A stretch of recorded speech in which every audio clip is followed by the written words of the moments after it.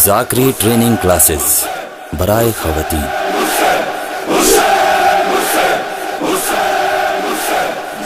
मजलिस आज़ा को कबूल करवाने वाले आमाल।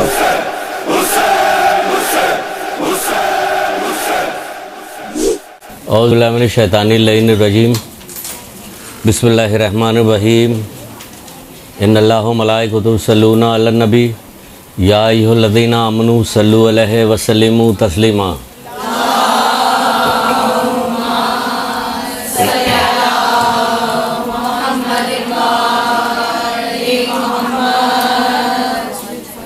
बिस्मिल्लाहिर्रहमानिर्रहीम। इय्याका नअबुदु व इय्याका नस्तईन। दुरूद पढ़िए मोहम्मद आले पे।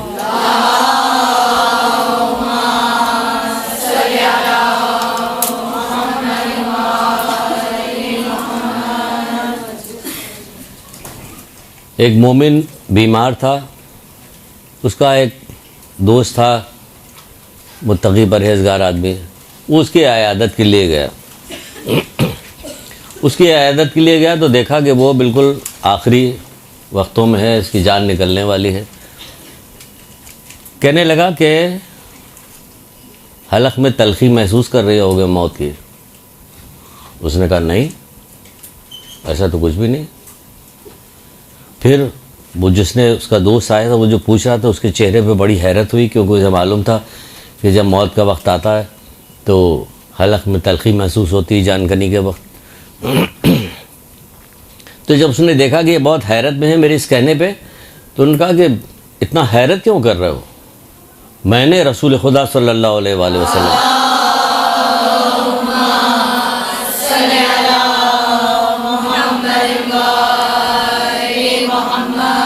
कि जो शख्स अपनी ज़िंदगी में कसरत के साथ दुरूद पढ़ता रहेगा तो मौत के वक्त वो उसकी जानकनी जो है वो आसानी के साथ होगी, जान आसानी से निकलेगी और तलखी महसूस नहीं करेगा। तो मैंने पूरी ज़िंदगी बहुत कसरत के साथ दुरूद पढ़ा है, तो आज उसकी मिठास महसूस कर रहा हूँ।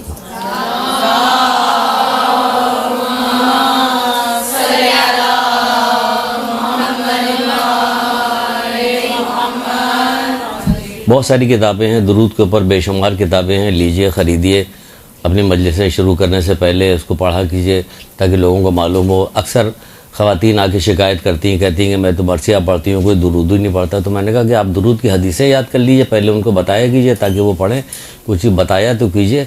जब गए आपने गला दिखाया अपना, बहुत अच्छी तरह से आपने अच्छा पढ़ा, चलिए आए, वाह वाह हो गया, ख़त्म हो गया। ये जो हमारा फ़र्श है ये सिर्फ वाह वाह के लिए नहीं, वाह वाह के लिए है ही नहीं, ये दुरूद सलाम के लिए है, या उन आंसुओं के लिए है जो अम्मा ज़हरा अपने हाथ पे लेंगे, रुमाल पे लेंगे, ये उसके लिए है। तो उसके लिए हमें क्या करना चाहिए?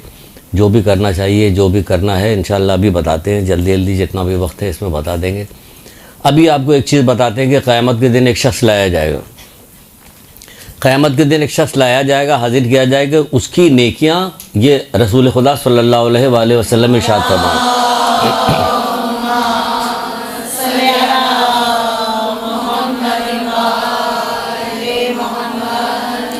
उसकी नेकियां तय बतय बादलों की मानिंद होगी, जैसे कि बुलंद बाला पहाड़। वो उसे देखेगा, कहेगा कि परवरदिगार, मैंने तो ये नेकी अंजाम ही नहीं दी थी, ये मेरे पास इतनी नेकियां कहाँ से आ गई? कहने जो तूने इल्म हासिल किया, उसे लोगों तक पहुँचाया, लोगों ने उस पर अमल किया, ये उस नेकी का बदला है जो तुम्हें दिया जा रहा। तो देखिए क्या होगा कि हम कुछ हासिल करेंगे, हासिल करने के बाद हम जब लोगों को बताएंगे, आप लोगों को बताइएगा, वो उस पर अमल शुरू करेंगे, तो होगा क्या? जब मैदान क़यामत आएगी, आप अपना अमाल देखेंगे तो हैरत रह जाए, हैरत ज़्यादा होगी कि ये कहाँ से आ गया। तो आपको यही बात बताई जाएगी कि ये वो नेकियां हैं कि जो तुम अंजाम दिया, तुमने लोगों को बताया तो लोगों ने उसे अंजाम दिया, तो उसका बदला तुम्हें दिया जा रहा है। अब जिस काम के लिए आप लोग आई हैं, जैसे कि मजलिस कैसे कबूल की जाए, आपका जो आप मजलिस की जो दर्स दीजिएगा, मजलिस पढ़िएगा आप, तो आपको कैसे पता चलेगा कि परवरदिगार के सामने कबूल हो गई या न कबूल, या खाली गई हैं आप, चली आई और खूब सारा तबरुक लिया है, तो मज़े आ रहे हैं आपके। 2 महीने 8 दिन तो मज़े आ जाते, किचन में ताला लग जाता है, वो यही हो रहा है। बहरहाल तो ये क्या है, बाप बड़ा काम करने जा रहे हैं। छोटा काम इसे न समझिए, देखा देखी न जाइए कि हम किसी को देखा देखी जा रहे हैं, फला जाती है, उसकी बहुत शोहरत हो गई, उसकी बहुत मांग हो गई, इसको लोग बहुत पसंद करने लगे हैं, हर वक्त गाड़ी आती है घर में। नहीं, बहुत बड़ा काम, बहुत बड़ा काम।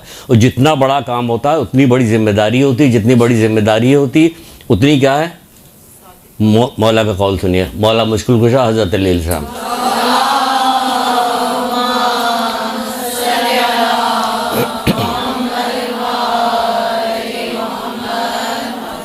आप फरमाते कि जब कोई तुम्हारी इज्जत करे, दर हालांकि तुम उसके लायक भी हो, जब कोई तुम्हारी इज्जत करे, सुनिएगा, अगर ये कौल समझ में आ जाए तो कहिएगा मेरे लिए काफ़ी है, मैं जा रही हूँ।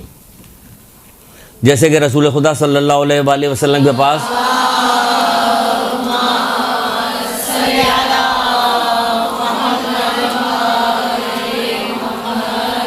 एक बद्दू आया कि अल्लाह के रसूल ने अपने एक साहबी से कहा जाओ इसे कुरान पढ़ो, वो कुरान पढ़ा, उसको पढ़ाने के लिए, उसको तालीम देने के लिए गया। जब इस जगह पे बताया तुम ज़रा बराबर नेकी करोगे तो भी देख लोगे, ज़रा बराबर बदी करोगे तो भी देख लोगे। उसने कहा कि अल्लाह ताला हमारी छोटी बड़ी सारी नेकियां देख रहा है। उसने कहा हाँ, बस ये सुनना था, उठ के चला गया।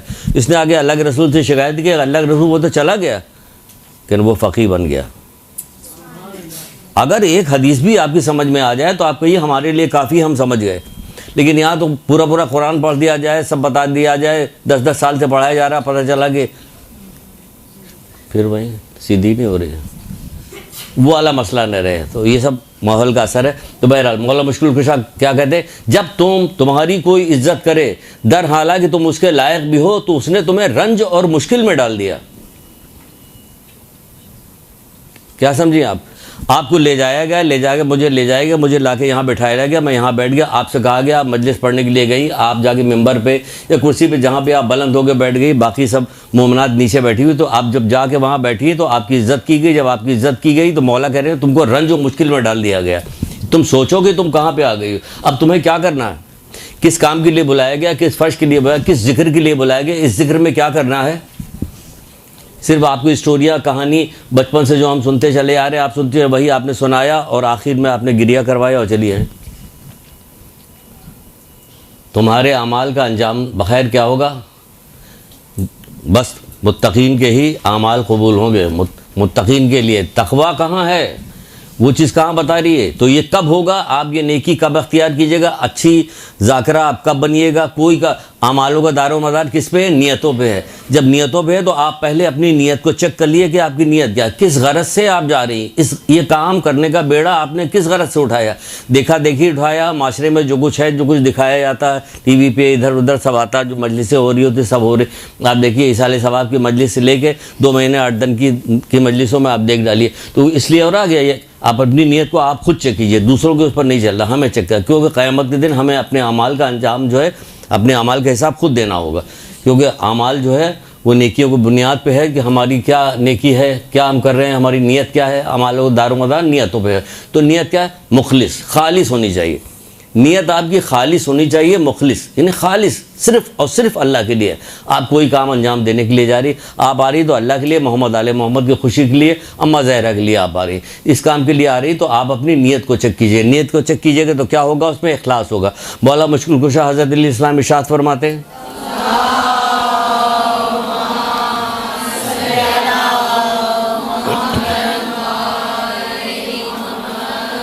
जल्दी जल्दी दुरूद पे पढ़िए, मैं भी जल्दी जल्दी गुफ्तगू करूँगा ताकि अपना पैगाम आप तक पहुँचा सकूँ थोड़े से वक्त में, वरना फिर बात रह न जाए।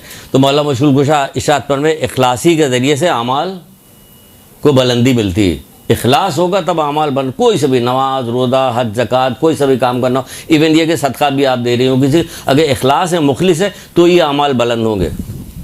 इखलास के ही ज़रिए अमाल बुलंद होते हैं। फिर एक जगह में फरमाते कि ज़मीन से बुलंद होने वाली चीज़ सबसे ज़्यादा जलीलुल क़द्र शय जो है, मौला कहते हैं वो इखलास है। ज़मीन से आसमान की तरफ बुलंद होने वाली सबसे ज़्यादा जलीलुल क़द्र शय इखलास है। तो आपको कोई भी काम करना होगा, ये तो बहुत ही बड़ा काम है, अंबियाई काम है। वो काम जो इमाम हुसैन इस्लाम छोड़ कर गए हैं और आवाज़ दे के गए कि है कोई जो मेरी मदद करे, तो दर हकीकत आप इमाम हुसैन इस्लाम की मदद में शिरकत करने के लिए जा रही। तो ज़रा लोगों ने तो अपनी अपनी जानें दे दी उनकी इस आवाज़ के ऊपर। आगे चल के एक आध वाक़यात आपको सुनाएंगे। आप क्या कर रही हैं, आप मेहनत नहीं कर रही, मशक्क़त नहीं कर रही, जमा नहीं कर रही, बना नहीं रही कि हमें क्या बताना है, क्या सुनाना है, लोगों को क्या करना है। ये नहीं करे। लोगों ने तो जान दी, कैसे कैसे जान दी। अभी दो एक वाक़या इंशाअल्लाह आपको सुनाते हैं कि क्या होगा। वो क्या है कि इखलास से ही अमाल बुलंद होते हैं। जब इखलास से अमाल बुलंद होते हैं तो आपको सोचना चाहिए कि इखलास से अमाल बुलंद होते। तो इखलास, अब कहिए इखलास की किस्में कितनी, क्या निशानी क्या है इखलास की। अगर आपसे कहा जाए इखलास की क्या निशानी, तो अल्लाह के रसूल 4 निशानियाँ बता रहे हैं इखलास की। अल्लाह के रसूल बताते हैं मुखलिस की 4 अलामतें हैं। मुखलिस शख्स के अपने अंदर, हम और आप सब हम अपने अंदर तलाश करेंगे है कि नहीं। पहली निशानी क्या, उसका दिल सालिम रहता है। दिल सालिम रहने से क्या मुराद, अब जल्दी जल्दी हम बताएंगे। दिल सालिम रहने से मुराद ये है कि देखिए इस्लाह शुरू हो गई, आपने नियत की कि मैं इखलास के साथ ही ये काम और ज़रूर काम अंजाम दूँ। क्यों कि ये बेहद खुशनसीबी वाला काम है। ये बहुत खुशनसीब लोग हैं कि जिनको ये रुतबा मिले कि वो मोहम्मद आले मोहम्मद का तस्करा करें, अल्लाह का जिक्र करें। ये खुशनसीब,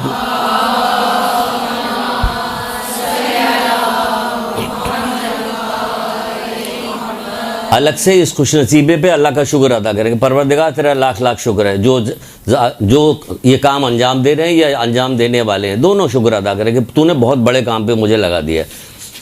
1,24,000 अम्बिया का दीन इमाम हुसैन इस्लाम ने बचाया और उसके बाद उनकी आवाज़ को पर लब्बैक कह के आप आगे बढ़ रही। तो बहुत बड़ा काम है, बहुत खुशनसीबी काम है जो आप कर रहे हैं। तो कह रहे हैं मुखलिस की अलामतें 4। पहली अलामत ये कि उसका दिल सालिम रहता है। दिल सालिम रहने से मुराद क्या, मौला कह रहे हैं दिल सालिम रहने से मुराद ये कि जो अपने लिए पसंद करता है यही दूसरों के लिए पसंद करता है। दिल सालिम, देखिए यहाँ से आपकी ही तहारत शुरू हो रही है कि जो अपने लिए पसंद करता है वही दूसरों के लिए पसंद करता है।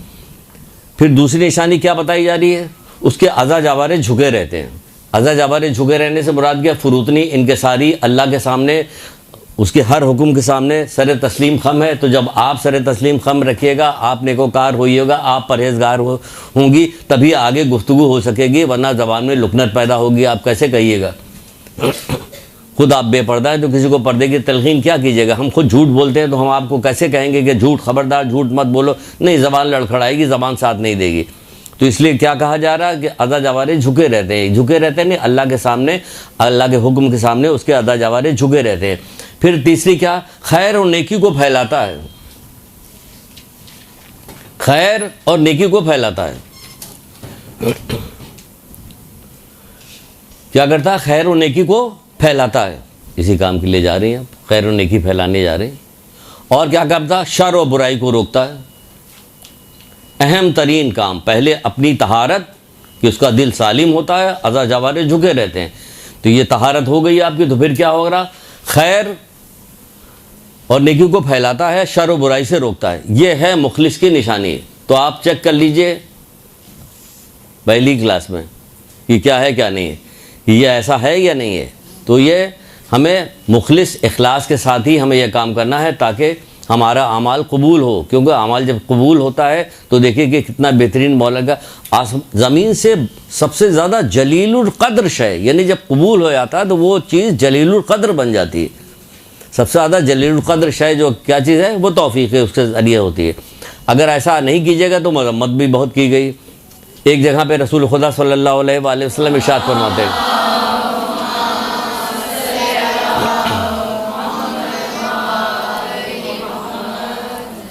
अच्छा जो कुछ बताया जाएगा उसमें कोई मसला नहीं, मुश्किल नहीं है, मुश्किल कुछ भी नहीं है। जब तौफीक नसीब हो जाती है तो फिर कोई चीज़ मुश्किल नहीं रहती। जब तौफीक ही नहीं मिलती तो रसूलुल्लाह के पास बैठा रहे, मौला के पास बैठा रहे, आइम्मा के पास बैठा रहे, कोई कुछ भी नहीं होता। अगर तौफीक मिल जाती है तो फारस से निकल के आते हैं, अहले बैत में शुमार हो जाते हैं। होता है कि नहीं होता, ये तौफीक मिलने के ऊपर है। तो तौफीक कब मिलती है, जो शख्स नसीहत करने वाले की नसीहत की रूगर्दानी, अच्छी चीज़ को बुरा जाने और नसीहत करने वाले की नसीहत से रूगर्दानी करे, अल्लाह उसे कभी तौफीक नहीं देता। तो नसीहत की, मोहम्मद आले मोहम्मद की नसीहतें मौजूद हैं, कुरान की नसीहतें मौजूद हैं, हमको सुनने को तैयार नहीं तो तौफीक भी नहीं मिलेगी। तो आपको जब तौफीक नहीं मिलेगी, तौफीक आपको चाहिए। तो कहा जा रहा है कि इसलिए आपको ये बात कही कि मुश्किल नहीं है, सिर्फ दिल की तहारत चाहिए, फिर सब काम आसान है। सब काम आसान है, यहाँ तक कि जान देना आसान है। आगे चल के गुफ्तगू होगी। तो कहा जा रहा है, रसूलुल्लाह क्या फरमाते हैं, अल्लाह उस कमज़ोर मोमिन को अपना दुश्मन जानता है। अल्लाह उस कमज़ोर मोमिन को अपना दुश्मन जानता है जो ईमान नहीं रखता। तो असहाब ने पूछा कि अल्लाह के रसूल ये कैसे मुमकिन है कि कोई मोमिन भी हो ईमान भी ना रखता हो, है ना सवाल पैदा हो रहा है ना। अल्लाह उस कमज़ोर मोमिन को अपना दुश्मन जानता है जो ईमान नहीं रखता। तो पूछा कि अल्लाह के रसूल ये कैसे मुमकिन है कि कोई मोमिन भी हो ईमान भी ना रखता हो। कहने ये वो है जो बुराई से नहीं रोकता, ये वो है जो बुराई से, आप जाके यहाँ पे बैठ रही हो बुराई से नहीं रोक रही हैं, जो बुराई से नहीं रोकता ये वो है जो बुराई से नहीं। फिर कहा गया जो हराम काम होता हुआ देखे और अपने दिल हाथ और ज़बान से उसकी नापसंदीदगी का इजहार न करे, तो मौला कह रहे हैं कि न करे और बुराई से न रोके, तो ऐसा शख्स को क्या कहा कि ये चलती फिरती लाश है, ये चलती फिरती लाश है। तो हमें लाश कह रहे हैं, कुरान पढ़ लीजिए, इस पर कई जगह कहा गया खबरदार मुर्दों की हम नशीन न अख्तियार करना। रसूलुल्लाह कह रहे तो पूछा गया अल्लाह के तो मुर्दा कौन है? कि वो माल और दौलत वाला, जो जिसकी माल और दौलत ने उसे क्या कर दिया, गुमराह कर दिया, ये मुर्दा है, इसके बाद मत बैठो, अल्लाह का नाफरमान बना दिया इसको। हम तो उसी की तरफ भाग रहे, माल और दौलत देकर गिर पड़े वहीं पर, माल और दौलत देके फिसले जा रहे। कारूनी जहनीत के लोग हो गए ना हम लोग, कारूनी जहनीत के लोग, माल और दौलत पर मर रहे होते, तकवे परहेज़गारी पर नहीं जा रहे होते, हमें उसकी लज्जत ही नहीं आ रही। उस उधर जाइए, उसकी लज्जत देखिए, एक दफ़ा आ जाएगी उसकी लज्जत तो फिर अल्लाह अकबर, पैर से तीर निकाला जाएगा पता नहीं चलेगा। ये होती है उसकी लज्जत। क्या कहा जा रहा है? कह रहे कि जो अपनी बुराई को देख रहा है, ना ज़बान से रोकना, ना हाथ से रोक रहा, कुछ भी नहीं कर रहा, ये क्या हुआ? ऐसा शख्स जिंदों में चलती फिरती हुई लाश है। तो पता चला हम अपने माशरे में देखे तो कहीं जिंदगी नहीं, सारे के सारे चलती फिरती लाश चले जा रहे हैं। किसी क्लास में हमने अपने यहाँ पे किसी से पूछा था कि क्या तुमने जिंदों में सांस लेते हुए मुर्दे देखे हैं? हमने कहा कि शायद बच्चियाँ ताज्जुब करेंगी कि नहीं सर हमने तो नहीं देखा ये वो। एक ने हाथ उठा दिया कि जी हमने देखा। मैंने कहा कहाँ क्या, हमारी इर्द गिर्द जो घूम रहे हैं यही तो हैं। हमने कहा वाह सुभान अल्लाह, का दिमाग चल रहा हो तो छोटी सी बच्ची है क्या? उसने जवाब दिया कि ये किस बात का, ये अल्लाह के रसूल का कौल है। अल्लाह के रसूल फरमाते हैं कि नेकी और बुराई के दरमियान लापरवाह शख्स, नेकी और बुराई के दरमियान लापरवाह शख्स जिंदों में सांस लेता हुआ मुर्दा है। जिंदों में नेकी और बुराई, यानी कि नेकी और बदी चारों तरफ आपकी नज़र आ रही, चारों तरफ आप देख रही, घरों में देख रही, ख़ानदान में देख रही, रिश्तेदारों में देख रही, कहाँ आपको नहीं नज़र आ रही। इसके बावजूद लापरवाही है।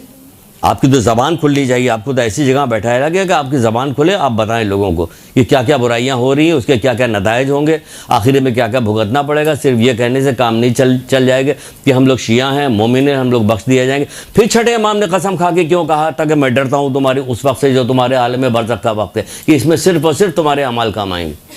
क्यों कहा था छठे इमाम ने? गुनाह कबीरा आयतुल्लाह दस्तगैब की किताब, कुछ किताबें लेकर हैं जैसे गुनाह, इसकी पहली जिल्द में ये मौजूद है किताब, ये वाली किताब खरीदिए, गुनाह कबीरा, बहुत सारे गुनाह आपको मिलेंगे। आप अपनी मजलिस से तैयार कीजिएगा इससे। बहुत सारी दूसरी किताबें ऐसी हैं, इंसान साज वाक़यात और इबरतें और न जाने ऐसी कि छोटी छोटी बहुत सारी कहानियाँ, आपने कहानियों को उठाया, उसके अंदर से नुक्ता निकाला कि इसमें तो झूठ का वाक़या है, इसमें वालिदैन की नाफरमानी का वाक़या है, इसमें कोई और वाक़या, आपने पूरी मजलिस उस पर तैयार की। तो होगा क्या, लोग बहुत गौर से सुनेंगे, उन्हें क्या पता कि जो गौर से सुन रहे हैं नतीजा क्या निकलेगा, नतीजा तो अभी ठुकाई होने वाली, उनको पता चल जाएगा नतीजा क्या। तो क्या उनको दिलचस्पी पैदा होगी लोगों को इस बात से कि आप कोई वाक़या सुना रही। तो ये वाक़यात आइमा तारीन के उलमा ने जो सारे वाक़यात लिखे हैं, किस लिए लिखे? किताबों में दफन नहीं, कि अपनी जाइए अपनी मजलिस को रौनक बख्शिए, इससे खूबसूरत बनाइए ताकि लोगों को दिलचस्पी पैदा हो। और फिर क्या काम किए? गुनाहों से रोकिए। फिर क्या काम को? गुनाहों से रोकिए। तो क्या कहा जा रहा है? नेकी और बुराई, बुरे कामों के मुकाबले में लापरवाह शख्स ऐसा मुर्दा है जो जिंदा के दरमियान सांस लेता हुआ मुर्दा है।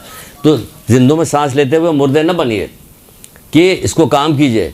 तो जब आप ये काम कीजिएगा, हद तो ये है कि ये काम इतना ज़्यादा अच्छा है कि अभी आपने दिल में इसकी फिक्र की है, सिर्फ आपने सोचा है और गुस्सा किया है, सिर्फ आपको नफरत पैदा हुई। छठे इमाम जाफर सादिक अलैहिस्सलाम इरशाद फरमाते हैं,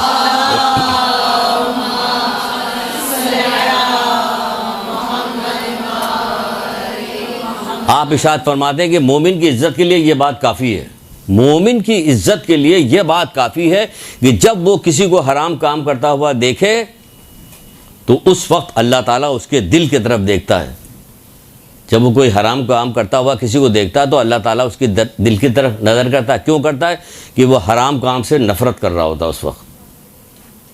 क्योंकि हराम काम से जब वो नफ़रत कर रहा होता तो अल्लाह ताला उसके दिल की तरफ देख रहा होता। तो छठे इमाम कह रहे हैं कि ये मोमिन की इज्जत के लिए काफ़ी है।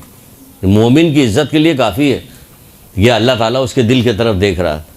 किस वक्त देख रहा है? जब उसके दिल में हराम काम होता हुआ देखने से नफ़रत पैदा हो रही थी, गम गुस्सा पैदा हो रहा है। तो जब नफ़रत पैदा हो रही होगी, गम गुस्सा पैदा, तो ला मुहाला ज़बान खुल जाएगी। बोलने वाले की ज़बान खुलेगी, वो भी ऐसे बोलने वाले कि माशाल्लाह से औरतों को कहा जाता है कि अल्लाह माफ़ कर दे, इतना बोलती है जिसकी वन ध्यान। तो भैया बोलती तो अच्छी बात बोलिए, ऐसी बात बोलिए, अच्छी बात बोलिए। क्यों कि मौला फरमाते कि तुम्हारी गुफ्तगू तुम्हारा नामाए अमाल है। अल्लाह अकबर, कि तुम्हारी गुफ्तगू तुम्हारा नामाए अमाल। तो बोलिए इस वक्त अच्छी बात कि आपका नामाए अमाल है, इस पर अच्छी अच्छी बातें लिखी जाएगी। आम जिंदगी में भी इसका ख्याल रखिएगा, लोगों को भी बताइएगा कि सारे आधे से ज़्यादा गुनाह जो कहा जाता है 80% गुनाह तो सिर्फ इस ज़बान की बदौलत हमारे यहाँ हो जाते हैं। होते कि नहीं होते? इसलिए कि बार बार कभी बताया नहीं जाता, उसको खौफ नहीं दिलाया जाता, डराया नहीं जाता कि 80% गुनाह उसी हो जाते हैं। ज़बान हमारी रुकने को तैयार नहीं होती। अल्लाह के रसूल कह रहे हैं कि जो सबसे ज़्यादा कैद करने की अगर कोई चीज़ है तो क्या चीज़ है? कहनी है ज़बान। तो लोगों को मना कीजिए, रोकिए, बताइए कि तुम्हारी गुफ्तगू तुम्हारा नामाए अमाल है। तो आप लोग ज़रा सा एहतियात कीजिए, बहनों से कहिए, किसी तरह से भी जैसे भी आप समझती है कि कहा जाए, उनको रोका जाए, वरना बड़े अजीब अजीब नुकसानात हैं। एक कब्र के पास से रसूलुल्लाह गुजर रहे थे, तो क्या हुआ कि उस कब्र के ऊपर बहुत ज़्यादा अजाब नादिल हो रहा था कि तो कहने लगे, क्या साहबा ने पूछा अल्लाह के रसूल, जल्दी से आगे बढ़ गए, दूसरी कब्र के पास आ गए। वहाँ भी फिर कहने लगे कि अभी इस पर भी अजाब नाजिल किया जा रहा है। कसम खा के कहा कि अगर मुझे तुम लोगों के दिल के फट जाने का खौफ ना होता तो अभी मैं वो आवाज़ जो मैं सुन रहा हूँ तुम्हें सुनाता। यानी कि ऐसी आवाज़ थी कि दिल फटने का, अल्लाह के रसूल कह रहे हैं कि दिल फट जाएगा इस कब्र के अंदर से जो आवाज़ें आ रही। तो असाद ने पूछा अल्लाह के रसूल, ये किस वजह से ये आवाज़ें ऐसी आ रही, क्या हुआ? कि पहला शख्स जो है पेशाब की नजासत से अपने आप को दूर नहीं रखता, तो दूसरा शख्स क्या करता था? चुगलखोरी किया करता था। अल्लाह माफ़ करे, तो हम कहाँ बैठ गए बीच में किन लोगों के? तो पता चला कि हम लोग में तो कोई बचता ही नहीं जो चुगलखोरी ना कर रहा हो। हज़रत मूसा अलैहिस्सलाम के बनी इसराइल में कहत साली हुई, लोग आ के कह रहे हैं कि हज़रत मूसा से दुआ कीजिए, दुआ कीजिए, दुआ कीजिए। हज़रत मूसा दुआ कर रहे हैं, सहरा में निकल के जाके दुआ कर रहे हैं, दुआ पूरी नहीं होती। परेशान हो गए कि हमारी दुआ पूरी क्यों नहीं हो रही, जानवर मर रहे हैं, इंसान मरते चले जा रहे हैं। तो गए, फिर जाके उन्होंने कहा परवरदिगार हमारी दुआ क्यों नहीं पूरी हो रही? कि तुम्हारे दरमियान में एक शख्स रहता है जो चुगलखोर है, तुम्हारी दुआ पूरी नहीं होगी। उरूज सादत नाम की किताब है, आप उसमें देख लीजिएगा, ये लिखा। और ये वाक़या और बहुत सारी जगह पे मौजूद। तो चुगल हो रहे हैं यहाँ, इतने चुगल। अब देखिए कैसी कैसी परेशानियों में हम लोग मुब्तला हैं सुबह शाम। लेकिन क्या है कि आदी हो गए हैं अब तो हम इन परेशानियों के। कहते कि कहानी से एक आदमी ने अपने यहाँ जो कंपनी में जब आदमी रखता है, कहते शादीशुदा आदमी होना चाहिए, शादीशुदा हो तो रखें। कि तुम शादीशुदा क्यों रखते हो? कि भाई शादीशुदा आदमी जो है वो डांट फटकार खाने का आदी होता है, इसलिए उसको रख रहे हैं। तो इसी तरह हम लोग इतने आदी हो गए हैं इन सारे अदाब के कि हमारे पास देखिए क्या कि हमारे चारों तरफ गुनाहों में मुब्तला हर शख्स है। कोई शख्स गुनाह छोड़ने के लिए बहरहाल कहाँ से कहाँ आ गए। फिर कहा जा रहा है कि अगर इखलास होगा, ये सारी अच्छी अच्छी बातें आप लोगों को बताइएगा, लोगों के तहारत कीजिएगा, क्योंकि आप मनसब पे आगे। तो कहा जा रहा है कि मुखलिस लोगों के लिए खुशखबरी है। फिर आपको खुशखबरी दी जा रही, पहले आपको बताया गया कि इखलास क्या चीज़, फिर आपको खुशखबरी दी जा रही। खुशखबरी यही वो लोग हैं जो हिदायत के चराग हैं। अगर आप मुखलिस हो जाएगी तो आपको कहा जा रहा है आप हिदायत के चराग हैं। और तारीक फितने ऐसे ही लोगों के ज़रिए से काफूर हो जाते हैं। तारीक फितने यानी गुनाह ख़त्म हो जाते हैं, तारीक फितने ख़त्म हो जाते हैं, गुनाह ख़त्म हो गए। किसके ज़रिए? मुखलिस ज़ाकिराएँ जो हैं उनके ज़रिए से। अगर आप लोग वाकई कमर कस लें कि हमें यह काम करना है, तो आप देखिए कि 1-2 मुहर्रम गुजरने के बाद आप खुद माशरे के अंदर तब्दीली नज़र आएगी। आपको माशरे में तब्दीली है। बहुत सारे अब तक तो मुहर्रमों में नए नए कपड़े पहन के बेपर्दा औरतें आती, अब ऐसा नहीं। अब बहुत ज़्यादा फ़र्क हो गया। आम लोगों की भी जिम्मेदारी बताइए कि आपकी भी जिम्मेदारी, आपकी खाली मेरी, हर मोमिन। यहाँ तो यही कहा कि अल्लाह उस कमज़ोर मोमिन को दुश्मन जानता है। ये तो ना अल्लाह उस कमज़ोर ज़ाकरा को दुश्मन जानता, मोमिन को दुश्मन जानता जो ईमान नहीं रखता। पूछा ये कौन है कि जो बुराई से नहीं रोकता? पता चला सबकी जिम्मेदारी है, ये सबकी जिम्मेदारी है। जो लोग अल्लाह के दीन को अमर बिल मारूफ नहीर मुनकर के साथ नहीं अपनाते, उनका कोई दीन नहीं। छठे इमाम, पांचवें इमाम, दोनों आदमी अमर यानी नेकी की दावत देता, बुराई से रोकता। नेकी की दावत देता, बुराई से। मोमिन की तो रे इम्तियाज़ है कि नेकी की दावत देता, बुराई से रोकता है। फिर ये कहा जा रहा है कि मुखलिस लोगों के लिए खुशखबरी है। आपके लिए खुशखबरी दी जा रही है, ऐसा काम कीजिएगा तो आपके लिए खुशखबरी है। क्या खुशखबरी? यही आपके ज़रिए से आप सोचिए कि हम इतना ऐसा काम करें कि हमारे ज़रिए से बहुत सारे लोग नेकी की तरफ आ जाएं और उनसे बुराइयां छूट जाएं, नेकी की तरफ आ जाए। अगर इखलास नहीं होगा तो यकीन जानिए शैतान आप पर हमला करेगा, क्योंकि शैतान जो कमज़ोर जगह पे हमला नहीं करता, ताकतवर जगह पे हमला करता है। शैतान हमेशा ये काम करता है कि उस जगह पे वार किया जाए जहाँ पे सबसे ज़्यादा नुकसान लोगों को पहुँचे, वहाँ पे वार करता है। वो अपने कारिंदों को इधर उधर भेजता है, वो जाते हैं लोगों को बहकाते हैं, फिर बुलाता रहता है कि हाँ बताओ। बहुत सारे बेशुमार वाक़यात हैं, हम एक वाक़या बताएंगे, वक्त कम है, ये उसमें एक वाक़या आपको सुनाते हैं। लेकिन ये बता रहे कि शैतान अपने कारिंदों को भेजता है लोगों को, लेकिन जो अहम तरीन जहाँ जगह होती है वहीं पर वार करता है, वहीं पर वार करता है। बहुत सारे ऐसी जगह मियाँ बीबी में लड़ाई कराना ये इसका अहम तरीन काम है। नहजुल फसा किताब है, उसके अंदर एक रवायत है, तुलानी रवायत है, याद भी है हमें, लेकिन ये वक्त नहीं किया आपको सुना। लेकिन बता रहे हैं कि वो क्या काम करते, सारों को सबको भेजता, ये सब आगे बताते हैं उससे कि मैंने ये किया, तुम कुछ नहीं किया, कुछ नहीं। एक आता है कहना मैं तो उस वक्त तक दोनों के दरमियान से नहीं हटाता जब तक दोनों में अलग थी कि तुम मेरे करीब आओ, तुम सबसे बेहतर हो। क्योंकि अब इसे तलाक करवा दिया, अब क्या हो गया कि दोनों ख़ानदान बिगड़ गए, ये भी बिगड़ गया, वो भी, खूब लड़ाई झगड़ा दंगा फसाद आपस में हो रहा, माहौल ख़राब होगा, माशरा ख़राब होगा, ड्रामे भी ऐसे ही बनाए जा रहे हैं सबकी है। तो ये सब ड्रामे जो आ रहे हैं ये सब शैतान के जो है चेले चापड़ हैं। टीवी वगैरह के जो प्रोग्राम होते हैं इसमें क्या करते हैं, ये वही वाला काम तो कर रहे हैं, उन्हीं की तो मदद कर रहे हैं, और किसकी मदद कर रहे हैं। पेनाडॉल भी बेचेंगे तो गिटार लेके बेचेंगे, पेनाडॉल आयुर्वेदिक सब मदद कर रहे हैं उसकी। आखिरी ज़माने में 3 बड़े फितने होंगे, जिसमें सबसे बड़ा फितना राग और रागनी गाना बजाना।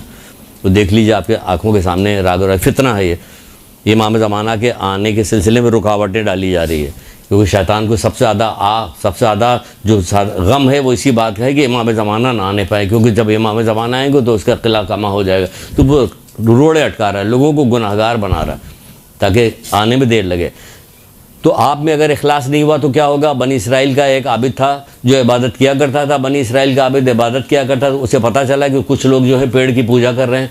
उसने कहा पेड़ की पूजा कर रहे हैं, उसको बहुत गुस्सा आया, घर गया, अंदर गया, वहाँ से कुल्हाड़ी लेके आया और चला कि इसको काट के फेंक देते हैं, काट के फेंक देते हैं। वो चला, इतने में शैतान आ गया कि कहाँ जा रहे हो तुम, तो अच्छे भले इबादत करें तो निकल के कहाँ जा रहे हो। कहने भाई ये पेड़ काटने के लिए जा रहा हूँ, लोग इसकी इबादत कर रहे हैं, अल्लाह की नाफरमानी हो रही है, ये हम बर्दाश्त नहीं कर सकते। लेकिन छोड़ो, तुम जाके अपना काम करो, इबादत जिस तरह कर रहे थे उसी तरह करते रहो, तुम इन कामों में बिला वजह के कामों में क्यों लगे हुए, क्यों लग रहे हो। उन्होंने कहा नहीं। दोनों में तकरार हुई, लड़ाई होने लगी, यहाँ तक कि गुत्थम गुत्था हुआ। आबिद ने शैतान को ज़ेर कर दिया, उस पर सवार हो गया सीने पर। शैतान ने कहा अच्छा तुम मुझे छोड़ दो, आओ हम लोग आपस में बात कर लेते हैं, कुछ ऐसी बात करते हैं, छोड़ो तो काम आओ बताएं। वो उसने छोड़ा, कहा क्या बात है कि तुम अपना इबादत करो, तुम गरीब आदमी हो। ऐसा करते हैं कि हम तुम्हें रोज़ाना सुबह तुम्हारे तकिए के नीचे से 2 दीनार तुमको मिलेंगे, तुम अपना खर्चा भी चलाना, गरीब गुरबा को भी देना, अपने अजीज़ रिश्तेदारों को भी देना और सवाब कमाना, और खूब दिल लगा के इबादत करते रहना। इन तमाम कामों में किधर जा रहे हो तुम। वो राज़ी हो गया, चला गया, घर चला गया। सुबह उठा, देखा तकिए के नीचे से 2 दीनार मिले। दूसरे दिन फिर 2 दिन, तीसरे दिन गायब। शैतान था ना, तीसरे दिन गायब हो गया। देखा है पैसे नहीं है, बस सुबह आ गया गुस्सा के पैसे क्यों नहीं मिले मुझे। गुस्सा आ गया, कुल्हाड़ा उठाया, फिर चला। फिर शैतान आ गया, कहाँ जा रहे हो। कह नहीं, क्यों जा रहे हो। कह नहीं। अब दोनों में फिर तू तो मैं हुई, तकरार शुरू हो गई। तकरार शुरू होने के बाद लड़ाई झगड़ा हुआ। शैतान अब इस आबिद पर गालिब आ गया। ये बड़ा चक्रा कर अभी तेरे गला काट देते हैं तेरा। अभी कहते नहीं मुझे छोड़ दो। क्या हुआ, क्यों छोड़ दे तुझे। कि नहीं मुझे छोड़ दो। कहने के भाई छोड़ दो, पहले ये बताओ तुम कि पहले जब हमारी तुम्हारी लड़ाई हुई थी तो हम गालिब आ गए थे, अब जो हमारी तुम्हारी जंग हुई तो तुम गालिब आ गए, उसकी क्या वजह थी। कहने पहले तुम कुर्बतन इल्लल्लाह निकले थे, अल्लाह की रज़ा के लिए निकले थे, अब तुम माल के लिए पैसे के लिए निकले हो, इसलिए मैं गालिब आ गया। क्या समझे। तो फिर क्या होगा, शैतान गालिब हो जाएगा। शैतान गालिब आ जाएगा तो कब गालिब आएगा, यही कि जब हमारी नीयत बदल जाएगी, फ़ौक़ियत होगी, मंजिलत होगी, शोहरत की तमन्ना हमें होगी। तो फिर क्या होगा, ये खौफ खुदा रखने वालों के दिल में नहीं होती। छठे इमाम फरमाते हैं, इमाम जाफ़र सादिक़ अलैहिस्सलाम,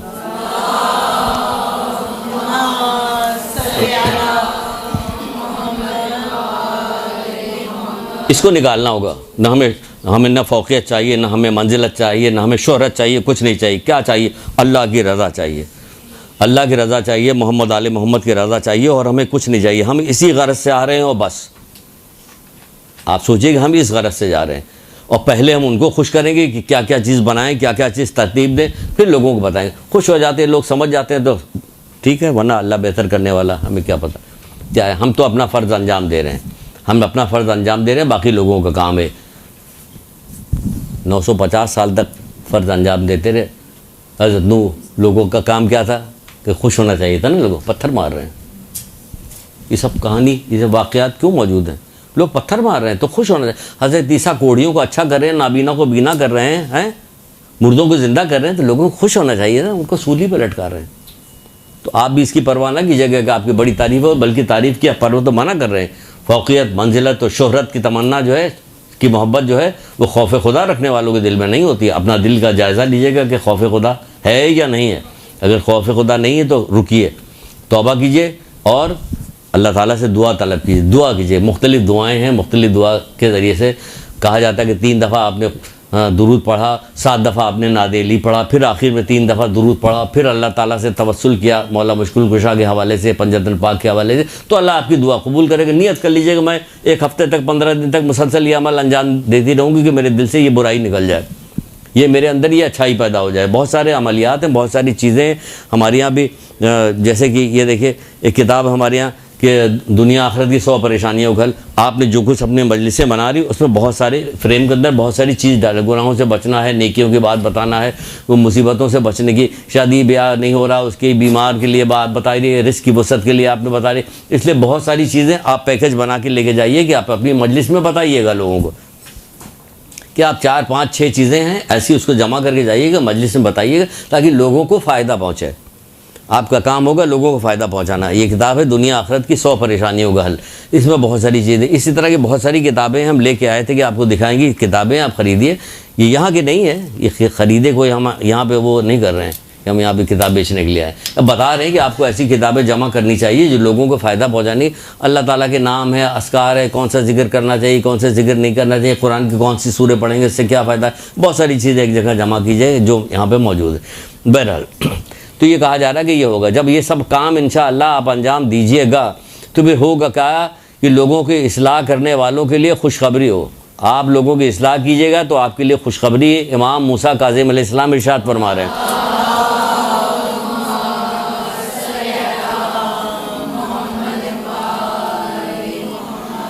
लोगों की इस्लाह करने वालों की खुशखबरी है। इंजील में लिखी हुई ये बात हज़रत मूसा काज़िम अलैहिस्सलाम फरमाते हैं, खुशखबरी है, यही अफराद क़यामत के दिन मुक़र्रबीन में होंगे। यही अफराद क़यामत के दिन मुक़र्रबीन में होंगे। तो आप क़यामत के दिन, आज यहाँ पे अगर आपको नाम हो गई, शोहरत हो गई, मंजिल, पहले कितने दिन के लिए, दुनिया की ज़िंदगी कितने दिन की है? दुनिया तो ऐसे भी मौला करे मुसाफिर खाना, बदबख्तों ने इसे वतन बनाया। ये मुसाफिर खाना आज जिंदा कर, रोज़ाना आप अखबार देखते, टीवी देखते, वो इलेक्शन हो रहा था, 13 आदमी मर गए, कहाँ गए, फिर वहाँ चले गए। तो हर वक्त लोग मरते रहते हैं, जब कोई मरते तो अपने ऊपर लीजिएगा। हम भी तो मर सकते थे, तो हमने अब तक क्या किया?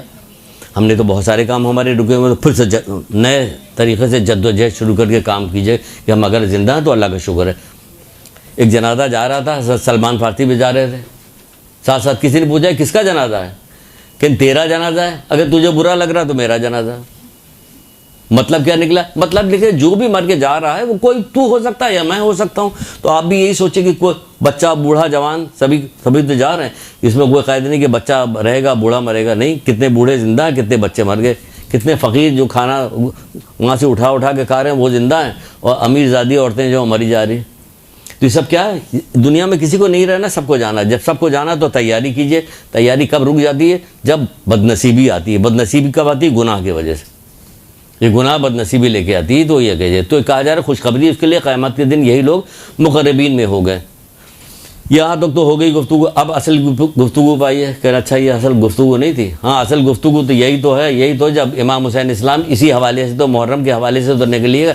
इमाम हुसैन इस्लाम जब मदीने से निकले थे तो वसीयतनामा लिखा था। वसीयतनामे में क्या लिखा? ना बड़ा बनने जा रहा हूँ, ना करने जा रहा हूँ, ना फसाद बर्पा करने जा रहा हूँ। ये तमाम चीज़ें तो ऊपर आपकी हमने ख़त्म करवा दी। दिल सालिम होता, ख़त्म हो गया।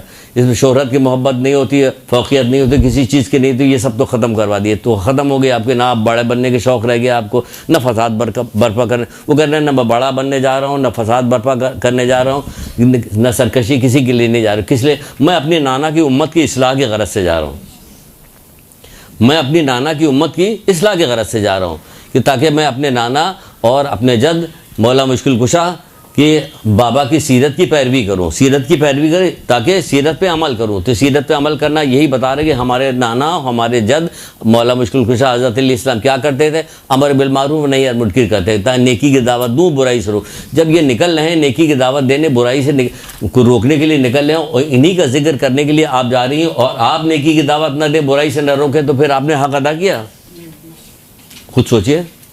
वो तो इसी काम के लिए निकले थे और आपने जो जाकरा बन रही हैं, आप इसीलिए जाकरा बनेंगी। और जाकरा जितनी बनी हुई हैं, पिछली जितनी बनी हुई सारी, उन्होंने क्या किया? वो इसी काम के लिए बने हुए। हम जा रहे हैं मजलिस पढ़ने के लिए, मजलिस पढ़ने के लिए जा रहे तो इमाम हुसैन इस्लाम तो इसलिए अपनी जान दी थी। और जितना आप मसाइब में जितना तस्करा करती हैं, जिसकी जान का आप तस्करा करती हैं, बहुत लंबी बात हो जाएगी, लेकिन आपको मुख्तसर जिसका भी जिक्र करती, छोटे 6 महीने से बच्चे के लेके और बूढ़े ज़ईफ़ शबीब शाकरी हबीब इब्न मज़ाहिर तक का और तमाम अजीज़ रिश्तेदारों को, अपनी बहन के बच्चों को, सबका जो जिक्र होता है, मसाइब का जिक्र होता है। ये सब मसाइब किस लिए बर्दाश्त किए इन लोगों ने? अमर बिल मारूफ नही मुनकर के लिए। किस लिए बर्दाश्त किए? नाना के दीन के लिए। यही तो किया ना, इसी काम के लिए तो किया। तो नाना का दीन, लेकिन उसका जिक्र ही नहीं, उसका जिक्र ही नहीं हो रहा, नाना के दीन का जिक्र ही नहीं हो रहा। छठे इमाम जाफ़र सादिक़ अलैहिस्सलाम,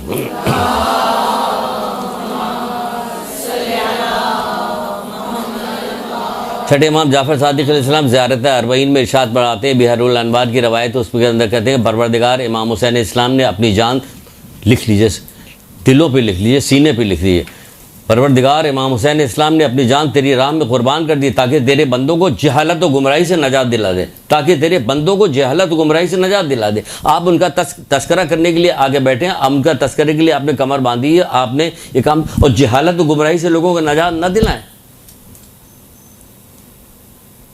क्या समझे? परवरदिगार इमाम हुसैन इस्लाम ने अपनी जान तेरी राह में कुर्बान कर दी, ज़ियारत अरबईन छठे माह तेरी राह में कुर्बान कर दी ताकि तेरे बंदों को जहालत और गुमराही से नजात दिला दे। अब जहालत क्या चीज़ है? रसूल खुदा फरमाते कि जहालत क्या है? जाहिल वो होता है जो खुदा की नाफरमानी करे। जाहिल वो होता है जो खुदा की नाफरमानी करे, ख्वाह देखने में कितना ही खूबसूरत और बड़ी शान वाला क्यों ना हो। कितना हसीन तरीन कौल है, कितनी बेहतरीन बात, कितनी आसानी के साथ अल्लाह के रसूल ने बता दी। जाहिल वो होता है जो अल्लाह की नाफरमानी करे, चाहे देखने में कितना ही खूबसूरत। ड्रम में डूब जाइए, MX की हो, फलानी की, धमाकी की हो, फेयर एंड लवली की, कुछ भी कीजिए, उससे कुछ भी नहीं होता। अल्लाह सूरत को नहीं देखता, अमल को देखता है। हज़रत बिलाल कैसे थे, हज़रत जॉन कैसे थे, करबला में कोई मुकाबला कर पाएगा उनका? शक्ल सूरत तो नहीं थे ना। फिर देखिए तो क्या करा, चाहे देखने में कितनी खूबसूरत और बड़ी शान वाला क्यों ना। बड़ी शान वाला फिरौन तो था, क्या अंजाम हुआ? बड़ी शान वाला नमरूद भी था, बड़ी शान वाला कारून भी था, ज़मीन में धंसता जा रहा था, बचाओ बचाओ की आवाज़ लगा रहा था, ज़मीन में धंसता जा रहा था। तुम बड़ी शान वाले थे ना, बड़ी शान और शौकत के साथ लोगों के सामने निकला करते थे, अब ज़मीन में धंसाए जा रहे हो तुम। कुरान बुरा अंजाम भी, कुरान में ये सारे वाक़यात हमारे आपकी इबरत के लिए है ना, और किसके लिए?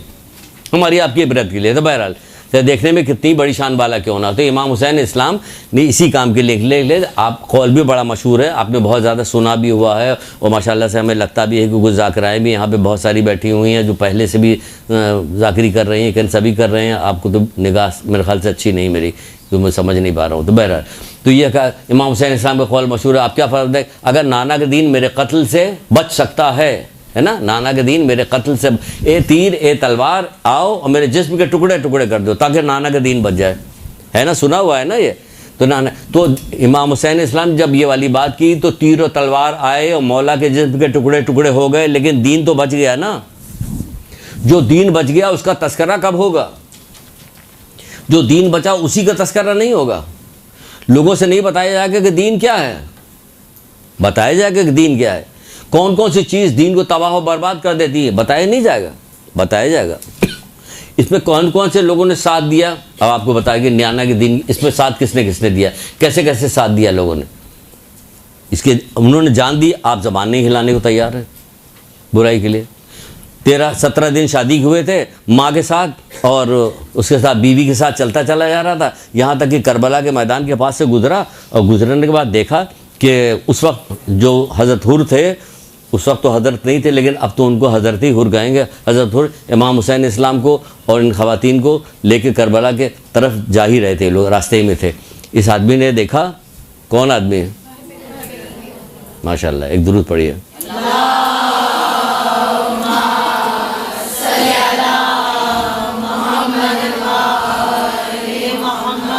तो जल्दी जल्दी बात बता के एक नुक्ते की तरफ इशारा करना है, वो आपको देते हैं। तो वो जा रहा था तो देखा तो एक आदमी को बुलाया कि यहाँ ये कौन लोग हैं जिनके साथ ये ख़वातीन जा रही। कहन ये फ़ातिमा ज़हरा के फ़र्जंद इमाम हुसैन इस्लाम है, रसूलुल्लाह के नवासे हैं। कहने लगा कि क्या ये वही हुसैन है जिनको रसूलुल्लाह मुबाहले में गोद में उठा के लेके आए थे? कहने लगा कि हाँ, तुझे कैसे खबर? कि हमारे पादरी जब मुबाहला की शिकस्त का तस्करा करते हैं तो हुसैन का जिक्र ज़रूर करते हैं, हुसैन का जिक्र ज़रूर करते हैं कि हाँ ये वही हुसैन है। कि तो फिर इनकी निगरानी क्यों हो रही है, क्यों लेके जा रहे हो? कि खलीफा का हुक्म है। कि क्यों, क्या इन्होंने खलीफा का कोई नुकसान किया, कोई नाफरमानी की? कि ये खलीफा ही को नहीं मानता है। कि तुम्हारा खलीफा कौन है? कि माविया का बेटा यजीद है। कि माविया का बेटा यजीद जिसकी माँ का नाम मैसून है? कि हाँ। कि उसको तुम लोगों ने अपना खलीफा बनाया हुआ, उसकी तुमने बैत की हुई है। तो उस जैसे बदकिरदार की बैत को फातिमा का बेटा कर सकता है? नहीं कर सकता। मुझे तुम्हारे दीन के बारे में तो पता नहीं, इस्लाम के बारे में पता है, लेकिन हम अपने बारे में कह सकते हैं कि हमारे यहाँ कलीसा के अंदर हमारी इसको तो खाकरोब भी नहीं रखा जाएगा, क्योंकि यजीद की बदकिरदारियों से कौन वाकिफ़ नहीं है। हम तो भाई तुम्हारे दीन से अच्छा तो फिर हमारा दीन बेहतर है, हमारा अच्छा है। तो इतने बदकिरदार आदमी को तुम लोगों ने बैत की हुई। आया, वापस पलट के आया, माँ ने पूछा क्या हुआ? माँ से सारा तस्करा किया। माँ सुनने के बाद कहने लगी अच्छा अब कुछ हमारी समझ में आ रही है। कि क्या बात समझ में आ रही? कि 3 दिन से ख्वाब देख रही हूँ मैं, मुसलसल 3 दिन से ख्वाब देख रहे हैं। हज़रत मरियम आती है, कहती है कि देखो क़यामत के दिन हज़रत ज़हरा के सामने मुझे सुरखरू करना, क़यामत के दिन हज़रत ज़हरा के सामने मुझे सुरखरू करना। 3 दिन से मुझे जन्नत की बशारत देती हूँ, मुझसे ये कहती रहती। और मैं हज़रत ज़हरा को भी ख्वाब में देखती हूँ, वो भी मुझसे कहती हैं कि देखो क़यामत के दिन हम शफात की कहा कि हम तुम्हें जन्नत की बशारत देते हैं। कहते हैं मेरी बहन मरियम की बात का ख्याल रखना, मेरी बहन मरियम की बात का ख्याल रखना। ये ख्वाब में देख रही हूँ। तो कहने लगे फिर चलते हैं। इमाम हुसैन इस्लाम के माँ ने कहा कि चलते हैं। कहा नहीं माँ, हम लोग तो वो हैं ईसाई हैं, पता नहीं हमारा जो कबूल करेंगे नहीं। कहें बेटा अहले बैत के जो लोग होते हैं वो जो ऐसी नहीं करते कि चलो। कहने ख्वाब सुन लिया, अब चला। जब इमाम हुसैन इस्लाम के पास पहुँचा मगरिब के वक्त, तो मौला ने उसे देख के मौला मुस्कुरा के कहने लगे कि माँ से ख्वाब सुन के आ गए हो तो आओ क़यामत के दिन हज़रत ज़हरा के सामने अपनी हज़रत मरियम को जो है वो न करना, उनकी बात की लाज रखना। आओ इस्लाम को कबूल करो और मेरा साथ दो। वो आया, इस्लाम को कबूल किया। कैसा साथ दिया? 10 मुहर्रम के वाक़यात तो आप लोग जानते हैं कि किस तरह से साथ दिया। किस चीज़ का ख्याल था अभी बताते हैं, किस चीज़ का ख्याल था। लेकिन एक वाक़या एक और सुन लीजिए, एक और वाक़या सुन लीजिए। वो ये है कि मुतसिम बिल्ला अब्बासी खलीफा का था। अब्बासी खलीफा मुतसिम बिल्ला जालिम तरीन आदमी था। वो एक महल बनवा रहा था, कसर बनवा रहा था। कसर जब बनवा रहा था तो उसने कहा कि इस कसर की दीवारों में जो है कि अली की मोहब्बत करने वालों को अली के उनको दफनाया जाएगा, इसके अंदर उनका खून बहाया जाएगा, उनको दफनाया जाएगा, जो अली के जो मुहिब हैं। एक लिस्ट तैयार की गई, लिस्ट तैयार हुई।